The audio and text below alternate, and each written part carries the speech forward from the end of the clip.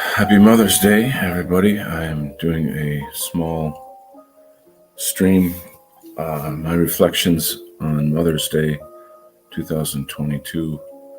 Hoping you are all enjoying your time with your family today. This was something I felt I had to do, so I'll just kind of dive in. Before I begin my reflection, I need to thank Jeff Winston and Nullis Abnormocracy from the White Art Collective for holding the fundraiser benefit for me to help cover several costs related to my mom's death and saving the estate. Between art auction sales and direct donations, I received $4,000. That really helped me bridge from that terrifying financial crisis into the stability where I'm at now. I can never thank you both enough, and I can't thank the white positive community enough for stepping up when I needed you most. You are my true family. Never doubt us and our movement. We will win. This is my first Mother's Day since my mom passed away in February. I'd like to take a moment to commemorate her before I share my thoughts on the bigger picture. I think of my childhood as the perfect American dream. We were an exemplary family in many ways. We had something of that innocent charm you'd see in those old 1950s ads, of families going on picnics and whatnot. I was raised a devout Catholic, had an idyllic childhood, and lots of friends, outdoor activities, strong family ties, etc., safe community, all the good things that we're supposed to have and that have been taken away from us. My parents were stern disciplinarians, but yet deeply loving, so it was a perfect balance. There was a lot of laughter in the house. My mother's personality in particular was very high energy. We shared so many jokes over the years, and I probably got my sense of humor from her. She was very maternal. She was a nurse by trade and a very deeply loving and religious person. She was also a great musician and played in many, many church bands throughout my life. I have very fond memories of her playing the organ in the living room during holidays and singing songs together with family. She had a huge impact on me becoming a musician. She was a nurse and took care of terminally ill patients in their homes, which deeply impressed me. It kind of scared me. Why would you want to be with people at that time? As a young man or a boy, it kind of shook me up a bit. But she was so natural about it. She was completely at home around death, and she brought that loving maternal quality to these people's lives and helped them make that passage into peace, which I think is very profound. That's an amazing legacy she left. My father, when he died, I was 18, and she collapsed into total mental breakdown, and she stayed that way for years. So it was a shocking kind of bomb that happened to our family. We were cast out of the Garden of Eden and into the cold, harsh world. I knew when my father initially had this severe heart attack when I was 14, that my destiny would be lost. I knew that all this, my world was gone, and I had to kind of survive this new paradigm of living with him every day, maybe dying. It was something the doctors told us all the time, that he's only going to live a week or a month or 2 months, and that went on for 4 years.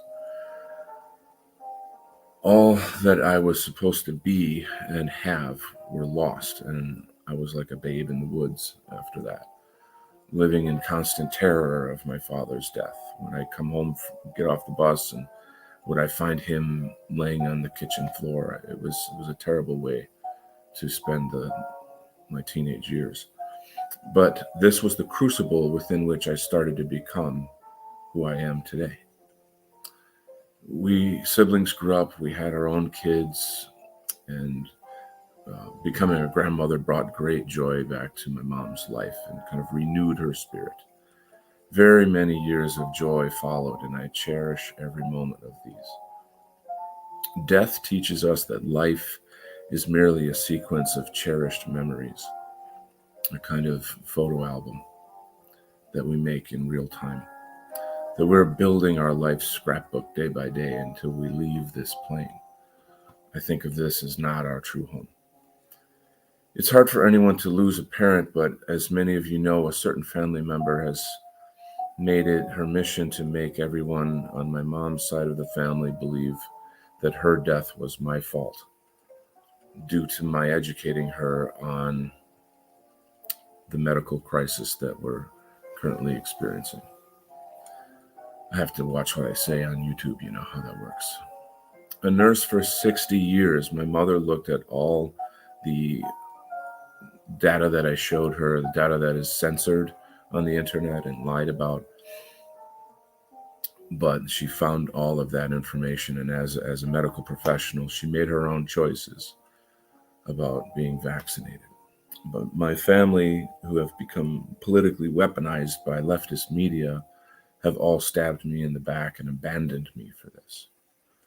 When I read her eulogy at her funeral, I looked out upon a sea of hateful eyes from people who loved me all my life. I not only lost my mother that day, but I lost most of my family. So this is what I'm coping with. The grieving process has been terribly severe. I've had to pull myself together for my son, though. The distance between my daily life and collapsing into tears is really just paper thin. Words are a complete mockery of the experience. They betray the torture of my experience, because after the tears have fallen, there emerges a rage against the monsters that made and developed this bioweapon that murdered her. The monsters go by many names and have a global system in place, weaponizing media and health professionals, propagandizing friends and family. Something so vast and abstract has taken my own mother from me and become so very, very real. My heart burns with rage against these monsters and their system. May justice rain down upon them mercilessly. It won't be by my hand, but by God's wrath.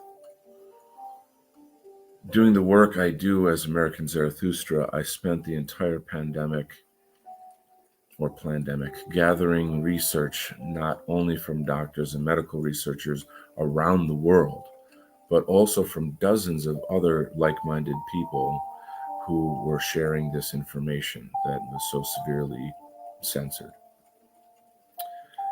This video is not to present the mountains of data providing, all of this proof that this is a for-profit depopulation program, but rather I'm stating this to set the stage for expressing my experience as one who has lost my mother to these murderous psychopaths. I will add that I have other family members going through severe medical reactions that could very well lead to death. And that's not to mention all of the other people, IRL, that we know, and people that we know who know other people who are having very severe reactions. I think you know what I'm talking about. The conundrum of contemporary man is that he's like a fish who cannot see the pond he's living in. He does not know the toxins that are being poured into this natural habitat. There's dangerous predators that are being introduced into this habitat.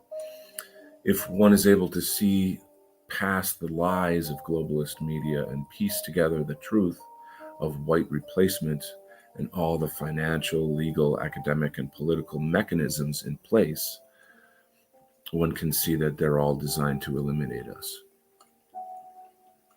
What's more, contemporary man has no plan, no resources, no organization, no collective vision to stop this. Only a very small few, that is us, our movement, that is working towards this, and maybe more. Contemporary man must create a plan, develop resources, get organized, take power over our destiny, because war is being waged upon us. And my mother is a casualty in that war. This is a matter of life and death. We cannot depend on the anti-white system to protect us. Those who vowed to protect us ultimately choose their paychecks over liberty. All we have is each other in this war. No one is coming to save us. Coming back to the intimate reality of my personal experience here on Mother's Day, I have to bear the unbearable reality that my mother was murdered by this anti-white system. Globalist genocide is not just against whites. Countless people in different countries have suffered greatly, and my deepest prayers and condolences go to all of them. None of us are safe from the globalists. A world revolution to free us from the banking elite is needed now. But first ask yourself, what would you do if the system killed someone in your family? Let that sink in deep. Let that saturate your mind, root itself in your heart. How would you change as a person? It's one thing to create an avatar on social media and preach to the confirmed in a right-wing echo chamber of talk shows, hot takes, dangerous memes, and the like. But now come home to your own flesh and blood family. See the space where your mother was and the abyss that howls back at you day by day, hour by hour, second by second. It's madness. It's this madness that is the whetstone on which I sharpen my sword. I am transforming and trying to guide that mutation into a positive and effective form. Between my spiritual practices, several paranormal experiences, and the raw fact that I must pull myself together for the sake of my son, I've had to compress these bombs of anger and grief within me. I'm enduring a kind of blitzkrieg of the soul, for not only did I lose my mother, but of course I've lost my family, as I mentioned. But in a sense, I gained a family, and that's you, and I thank you, and I love you. It's been really hard having one particular member scapegoat me, a member of my family scapegoat me for my mother's death. No one is calling me on Mother's Day. No one is reaching out to check on me to see how I'm doing. How is this going to affect my son? How is being cut off from my family going to impact him? You know, it's a family network. Is this damage going to be intergenerational? You know, where do we go from here? So these are the things I have to contemplate. The day after my mother's death, the family gathered to grieve, but I was not allowed to come because, quote, "you're not vaccinated." I could never dream up something so cruel. While I was alone in my mother's house that evening, and they were all out drinking and talking and sharing and helping each other through the shock and pain of this death, I spoke to a friend of mine on the phone, someone whom I love and respect very dearly. She's a very, very spiritual person. And while we were talking, I noticed something strange, that the television in the next room suddenly went off. This has never happened before. It's highly unusual. I looked over there and noticed this, and I saw that my mother's birthday balloons, which were still around the TV, were swaying back and forth heavily. And I thought, this is very odd. Why are the balloons moving? Why did the TV suddenly go off?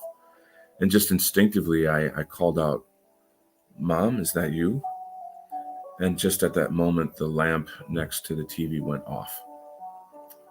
And this has never, ever happened either. So in my heart, I just jumped. I was elated that my mom was communicating with me. And I called out, "I love you, Mom." And then the lamp went back on again. Only this time it went from 0 to high. And this is a particular type of lamp that you touch it, you tap it to turn it from off, low, medium, high. It can't go from off to high. And suddenly it's on beaming on the high setting. And my mind was absolutely blown. I was deeply, deeply moved. I was just blown away. I frantically told my friend on the phone what was happening. And this continued randomly for another minute or so. I came to realize that she is still present, somehow able to communicate, and this transformed me. It has changed the way I grieve and the way I see life and death. I've studied this topic of life and death most of my life due to my father's death, and this just confirmed my understanding. In fact, my mother and I did make an agreement that we would try to reach out to each other from the other side, depending on who passed first. Later, I came to understand those who share paranormal experiences to skeptical faces who look down upon them doubtingly. I know how that feels. And people kind of nod their head condescendingly and say, "Oh, how sad! You're just coping with your grief and you're lying to yourself or something to feel better." In a very personal way, these paranormal experiences capped off a lifetime of study in both Catholicism and Buddhism. Life and death is life and death wherever you go. Having existential evidence of this has fueled my journey deeper into meditation now, the consequences of which have brought me away from the brink of a nervous breakdown and into a more healthful way of living. Reality is still broken for me, so I have to create a new one. In the last 2 months, there have been more random paranormal events in the house that have coincided with my thoughts or things that are happening in the house. For example, I was at my computer talking to somebody about my mom, and suddenly the pencil box next to my computer flew off the table and landed on the ground next to me. This is absurd. It's been sitting there for weeks, and not only did it fall off, it's as if someone shoved it off. There was some velocity to it, and that this is highly bizarre. So it clearly was, okay, Mom, I know you're here. I love you. And you try to think, people who die, if they can see us and hear us from the next dimension, but we can't see or hear them, imagine how kind of lonely and they feel, or the pain that they feel seeing their family cry and grieve and struggle without them. It's ghostly. There was another occasion where I was talking to somebody about a member in my family demonizing me and scapegoating me for her death. And where I was sitting in the kitchen with the chandelier, one of the light bulbs surged and then burst. It popped. Like, the glass didn't pop, but the electrical wire inside it popped. And I was a little shocked at that. It is, again, extremely weird. This has never, ever happened. And then I, of course, noticed it, mentioned it to my friend. I felt, Mom is here. I kept talking about the pain my family's causing me. And then the next light bulb surged and burst. And I feel maybe she's angry about what's happening to me. This is how I'm interpreting this. This is how I feel intuitively. There was another time when my son and I were having dinner for Easter, and there is in the china cabinet, there's these little glasses that we use for doing a cheers, on holidays. And she always likes this particular glass. And for no apparent reason, that glass fell down inside the china cabinet, and we were 6 to 8 feet away from it when it happened. So this to me told me she's, in a sense, sort of cheersing us, it's like ticking or clicking our glasses together. And then when we sat down to have Easter dinner, said our prayer and began to eat, there were some wind chimes on the inside of the house, in the living or in the dining room, and they started to jangle. She's here. She's here. That's it. I'm sorry if that doesn't work for you or whatever your doubts are, but I'm 1,000% comfortable with it. And it's helped me so much. I can't explain to you. I say good morning and good night to her. There's so much I could say. So the build up to the manner in which my mother died, however, is still deeply traumatic to me. And I'm really shattered by it right now. It's going to take time to rebuild myself. Losing my mother, losing a mother is a kind of pain that's on a primordial level. It's different from losing your father, which I have the experience. Or there's, I don't know how to describe it, but the bond between you and your mother is something, it's probably one of, or maybe the most intense bond human beings can have. So crying throughout the days and nights is a reality in which your emotional body is submerged in pure, sustained anguish. And I could not function. The depression coupled with heavy financial crisis and working every day, 2 jobs and morning and night and all of this, it just put me into a fog of exhaustion. I'm just starting to come out of that now and realize balance again in my life. But as a result of these paranormal experiences, I feel connected to my mother and I'm uplifted. It's kind of strange, but it's very beautiful. I say good morning and good night, like I said, and chat with her. It's just kind of carry on as normal. And I know that some people could say, well, that's a cope. You're just kind of carrying on as normal as if she's still there in the house and chatting with her and things. But knowing that she's listening and she's present through the ways that she's communicated, it would be rude not to. So I slip, I do break down, I cry, but I've come to think of death as just another land that people move away to. And when we're done with our work here, we move there and we reunite with our ancestors. So though it may be a long time before we reunite, we definitely will.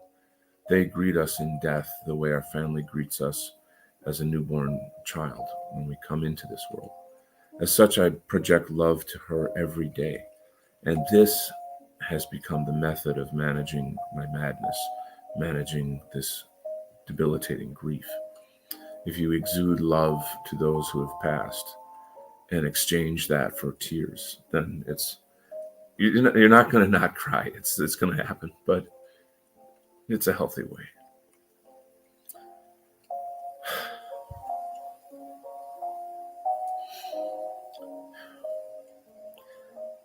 My experience of this whole thing, it reads like a movie script. The timing of events all falling into place almost too perfectly. Is it karma? Is it fate? God's will? I believe it's maybe a combination of these things. I found the meditation system that is the culmination of my entire life studies. Finally, and just now, after my mom's death. I'm now using the agony of my mother's murder to fuel my spiritual development. Truth is, I have no choice but to practice this alchemy. When agony reaches intolerable levels, it must be transmuted into spiritual power. How that expresses itself as American Zarathustra remains to be seen. I hope to at least produce one work of art each month to feature. I've been really busy with a lot of freelance work in our sphere, so I'm still kind of in the game. I'm still in the game. It's just I'm not in the forefront. I'm not quite sure where things will go at this point. Ours is a covert war, one in which we must unplug from the computer screen and pour our energy back into ourselves, into our families, our communities, etc. We must learn from the kulaks, from those who fought against communist governments in secret. We must go local where people can talk face to face and not leave a digital trail. Finances must be accrued for our purposes, which are twofold: save our people and obliterate the enemy once and for all. The enemy is an ideology, not a people. Yes, a people can be largely formed by their theocracies, ideologies, historic relationships to their neighbors, etc. Contrary to what a lot of people believe, I don't believe man is born evil. Evil is by nature inhumanity, anti-freedom, if you will. But do not stare too long into that abyss, right? lest it stare back into you. If we don't transcend these environmental factors to the psychospiritual root of the problem, it will keep recurring as it has century after century. Marxism is a mental illness made ideological. Start at the root of it. Care for the weak and the dejected, who are swept up by these demonic ones. Those who we do not care for will have their hatred for us weaponized against us. That's how Marxism becomes so powerful. It sweeps up these misfits. It lies to them. It gives them some kind of identity and collectivism and power.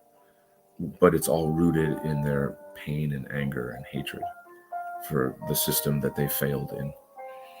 No amount of data, logic, or reasoning will free them from the Marxist hypnosis, because they have an inner root of suffering from which they define themselves.